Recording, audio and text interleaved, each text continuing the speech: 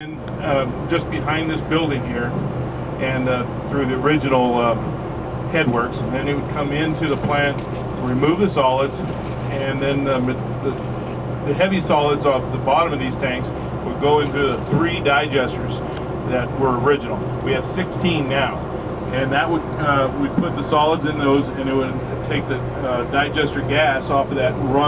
We had 6 engines in this room. Originally there was 3. Now we have 6. Total through the plant we have 15 engines that run off our methane gas.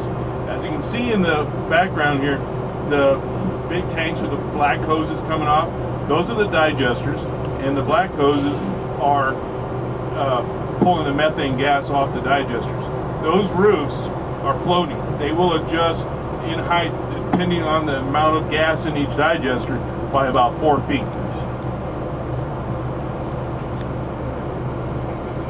And then the building in the foreground here is a filter building. That's where the big pool filters are, and each one of the glass buildings is another filter.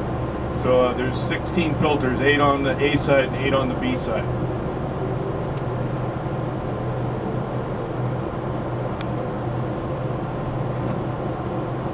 In about 1962, 63, about that period of time, we installed our new headworks. At that time it was new headworks. Now what we call old headworks. This setup is what, before any treatment is done, we remove the solids and the rocks and the grit. We'll get sometimes seeds and pits, depending on, back in the 70s and 80s, we had a lot of canneries. We would get a lot of seeds and grit. Can we stop right here?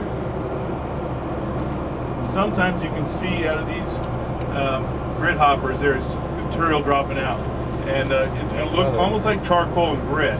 I just saw some come out in number 8. There you go, so you can see a little bit, and that's being collected in these tanks behind us, and they're set up called a detrider.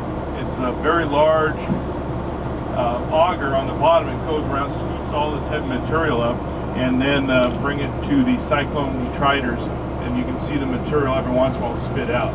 There's a little more right now. Okay, we can move forward. Is it the water that's flowing? Yeah, right.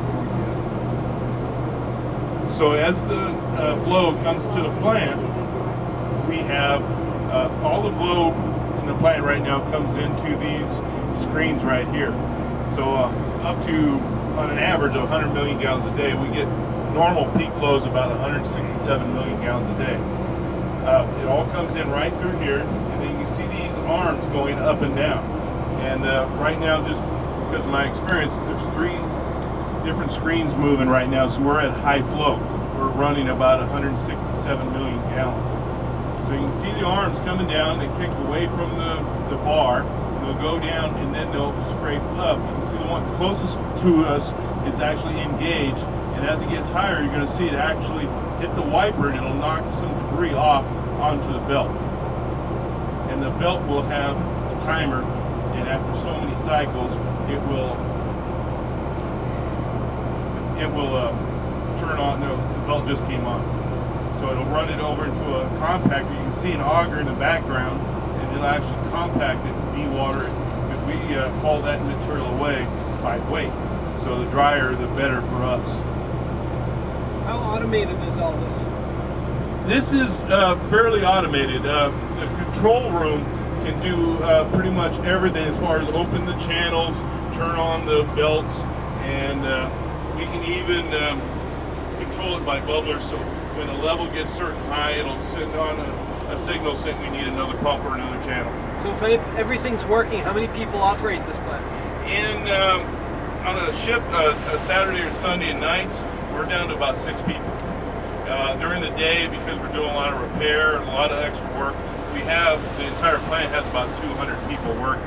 But that's lab, painters, instrument people, everyone. In my crew, I have about 55 mechanics. 28 mechanics and then additional staff. Okay, so this unit here has been